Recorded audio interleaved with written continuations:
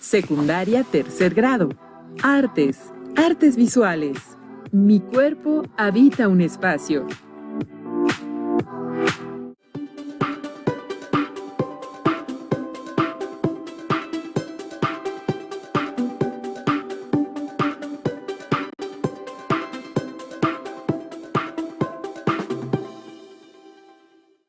¿Qué tal, alumnas y alumnos de segundo grado de secundaria de Artes Visuales? Les damos la bienvenida a su programación de Aprende en Casa. Una propuesta diferente para que desde su casa puedan acercarse a los contenidos de las asignaturas y áreas de segundo grado, los cuales les serán de mucha ayuda en su crecimiento personal, así como para cuando regresen a sus escuelas, una vez que superemos exitosamente esta situación de emergencia sanitaria. Cuando hablamos de espacio, ¿pueden reconocer qué es? ¿Dónde está? ¿Qué lugar ocupa cada quien en el espacio? Preguntas algo complicadas de responder. ¿Dónde está el espacio? Para empezar, ¿a qué tipo de espacio nos referimos? Porque hay muchos espacios. Existen muchos afuera de nosotros y también adentro, porque nuestro cuerpo también ocupa un espacio.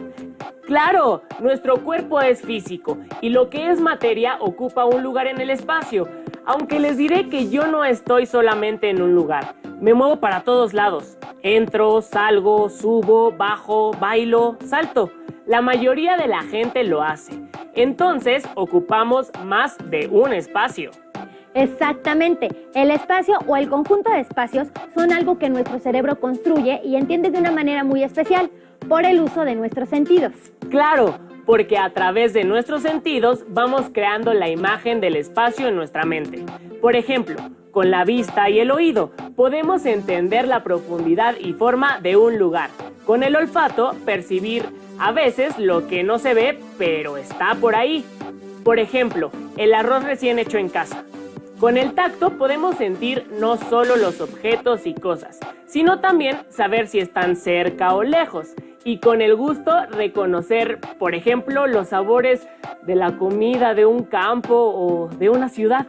Esa experiencia con nuestros sentidos nos hace entender también nuestro cuerpo en el espacio, inclusive a través del tiempo. ¿Quieren ver cómo? Acompáñenos a ver esta cápsula. La belleza de la Diana es perfecta. ¿Alguna vez te has preguntado si lo que es bonito para ti también lo es para otra persona? Entonces, ¿qué es lo bello en las artes visuales? La idea de belleza depende de la cultura. Por ejemplo, en esta imagen prehispánica del gobernante maya de Palenque, Kinich Hanab Pakal, podemos observar cómo los mechones de su cabello caen hacia su frente de manera escalonada, tal como las hojas de maíz.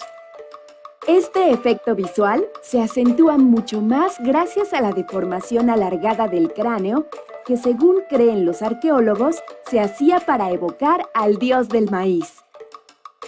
Es decir, que la belleza ideal entre los mayas antiguos consistía en una estética que evocaba lo simbólico y lo divino.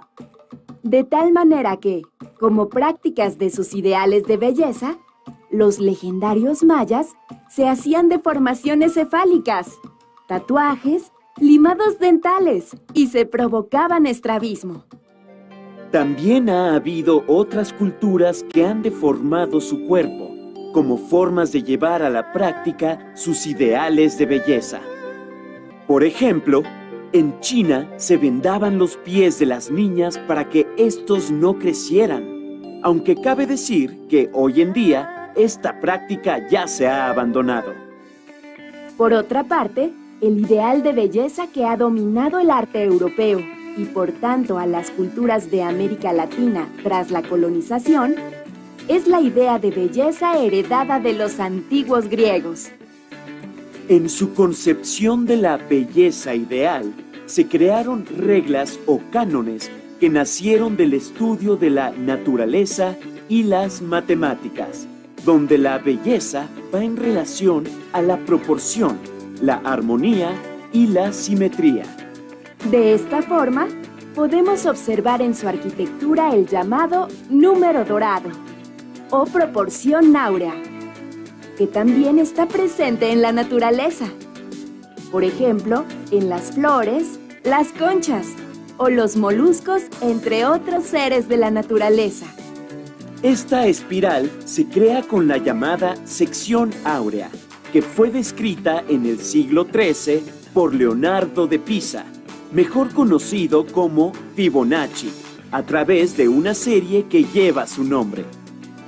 La sucesión para crear la sección áurea comienza con los números 0 y 1, y a partir de estos, cada término es la suma de los dos anteriores, de tal manera que tenemos 0 más 1 igual a 1, 1 más 1 igual a 2, 2 más su anterior 1 igual a 3, 3 más su anterior 2 igual a 5, 5 más 3 igual a 8, 8 más 5 igual a 13, y así sucesivamente. Así pues, el número de Fibonacci lo podemos observar en el arte del Renacimiento y en las obras de Leonardo da Vinci. Otro de los cánones griegos que fue retomado por el arte occidental es el canon de las 7 cabezas, el cual se usaba para representar la proporción de la figura humana. Lo podemos observar en esta obra del escultor griego Policleto. Desde entonces, lo que se consideraba como bello en el arte clásico era armónico, esto es, concordante entre sus partes, proporcional y simétrico.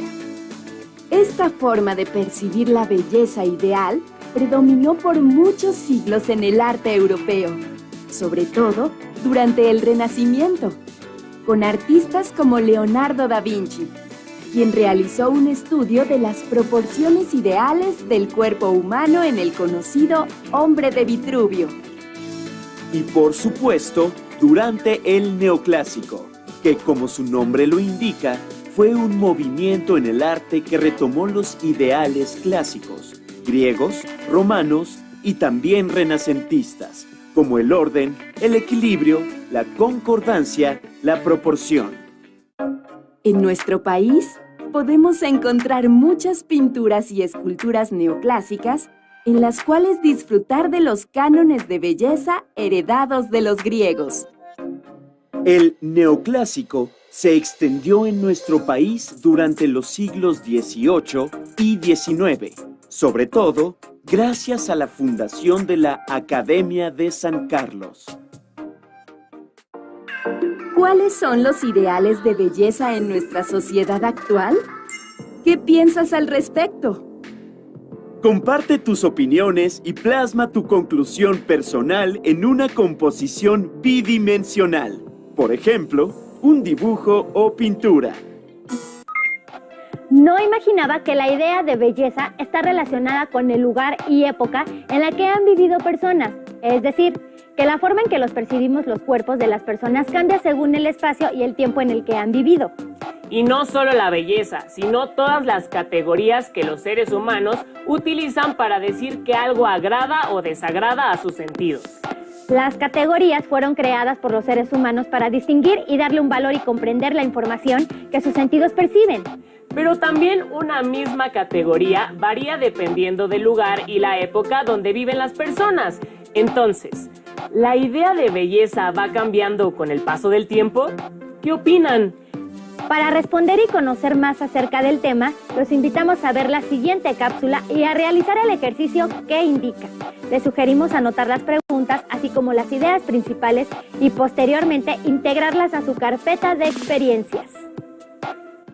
Casi siempre, cuando hablamos de estética, pensamos en lo bello y, por lo tanto, en el arte. De hecho, el término bellas artes se introdujo en el siglo XVIII, cuando imperaba la idea de lo bello y la razón. En 1747, Charles Bateau elaboró una teoría sobre las bellas artes. Él creía que el arte consistía en la fiel imitación de lo bello en la naturaleza.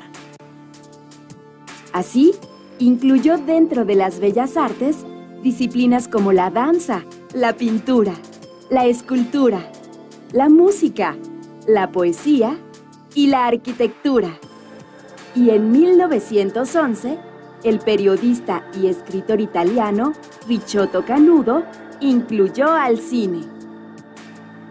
Pero, ¿qué pasa con lo que no imita la belleza de la naturaleza? ¿Qué pasa con lo que no se considera bello? ¿Dónde queda todo aquello que no es simétrico, ordenado y proporcionado? ¿Eso ya no es arte? El concepto de lo estético se remonta a la esfera de lo sensible, a lo que se percibe de un objeto con los sentidos y desde la experiencia de la persona que lo percibe sensiblemente. En lo sensible y lo estético no solo existe la belleza, sino también otros conceptos como lo feo, lo grotesco, lo sublime, el horror, lo trágico, lo cómico, a lo que le podemos llamar categorías estéticas. Veamos, ¿qué te provoca ver esta obra? ¿Te parece desagradable verla? ¿Te parece fea? Para ti, ¿qué es lo feo? ¿Por qué? ¿Acaso lo contrario de lo bello es lo feo? Lo feo no es un valor negativo. Lo feo como categoría estética tiene su propio lugar en el arte. Por ejemplo, en el medioevo, mientras la belleza estaba relacionada con lo divino, lo feo se asociaba a los vicios, a lo terrenal y a los seres humanos con la finitud de la vida y la muerte. También se asociaba al horror. En el Renacimiento se retomó el ideal de belleza grecolatina, es decir, clásica, en el que se valoraba la simetría, el orden y la proporción. Sin embargo, en esta misma época, se comenzaron a utilizar motivos decorativos en los que se combinaban de manera caprichosa, extravagante y absurda elementos vegetales, figuras humanas y animales fantásticos. A este tipo de estética se le llamó grotesco. Lo grotesco no solo se presentó en lo decorativo, sino también en la pintura, como podemos ver en estas imágenes. Por otra parte, así como la belleza existe en la naturaleza, también en ella existe lo feo. Por ejemplo, cuando se pudre un fruto o un cuerpo y lucen o huelen mal. En la estética de lo feo, los humanos y las cosas se han representado en su propia realidad, es decir, sin idealizar sus proporciones o sus formas. Esto lo podemos observar en las obras de artistas barrocos como Diego Velázquez o Rembrandt. Pero fue hasta el siglo XX que los artistas y teóricos cuestionaron abiertamente la vinculación entre el arte y belleza. Y lo hicieron gracias al redescubrimiento de otras estéticas no occidentales, como las de las culturas africanas, asiáticas y precolombinas. De tal manera que el mundo de las artes, cuya conciencia estética había estado dominada por el ideal de belleza, abrió un nuevo camino, uno más libre para la estética de lo feo. ¿Y tú, cómo abordarías lo feo o grotesco en una escultura, pintura, fotografía o dibujo? ¿Qué piensas al respecto? Comparte tus opiniones y expresa tu conclusión personal en una composición bidimensional. Esto es, en un dibujo. Con esto podemos entender que cada una de las personas que han habitado, habitan y habitarán este mundo viven de una forma única. Tan es así que sus ideas sobre lo que es bello y lo que no han sido diferentes a las de ahora. Pero todo esto, ¿qué tiene que ver con el espacio? Pues precisamente porque es diferente el lugar donde habita cada persona, entonces sus ideas, sus sensaciones, su experiencia, incluso su percepción de la realidad cambian todo el tiempo. Esto quiere decir que si espacio se refiere no solo a un lugar, sino también a un lapso de tiempo determinado, se podría decir que habitamos muchos espacios que nos van afectando de diferentes maneras. Así es, como decías hace un momento, habitamos no solo uno, sino varios espacios. Y no solo porque nos estamos moviendo de lugar, sino porque el tiempo también nos afecta. Veamos la siguiente cápsula sobre otras formas de entender nuestros cuerpos en los espacios. ¡Adelante! Las categorías estéticas nos sirven para reconocer y describir nuestras experiencias ante la naturaleza, el arte y la vida misma. ¿Sabes cuáles son? ¿Sabes qué es lo sublime? ¿Sabes qué es el horror? Las categorías estéticas son las diferentes maneras que utilizamos para describir lo que percibimos a partir de nuestros recuerdos y del bagaje cultural que hemos acumulado a lo largo de nuestra vida. Por ejemplo, aquello que nos parece bello o feo de una pintura o una artesanía. La sensación de melancolía que nos produce una canción. La admiración que podemos sentir por el héroe de un cuento. O bien, la sensación de grandiosidad que sentimos al observar la naturaleza. De hecho, la sensación frente a la grandeza o la belleza indescriptible al percibir la enormidad que supera al ser humano es lo que llamamos sublime. Lo sublime sugiere lo infinito que percibe el ser humano, aun con sus efectos de pequeñez, debilidad o desamparo ante potencias sobrehumanas. Y esto podemos encontrarlo en la naturaleza. Por ejemplo, en la inmensidad del mar, en un arco iris, o en acciones heroicas de hombres y mujeres que arriesgan o sacrifican su vida para alcanzar una meta que beneficia a un pueblo o a la humanidad. ¿Has tenido una experiencia de lo sublime? A finales del siglo XVIII, surgió una corriente artística a la que denominaron romanticismo. En algunas de sus obras encontramos ejemplos de lo sublime.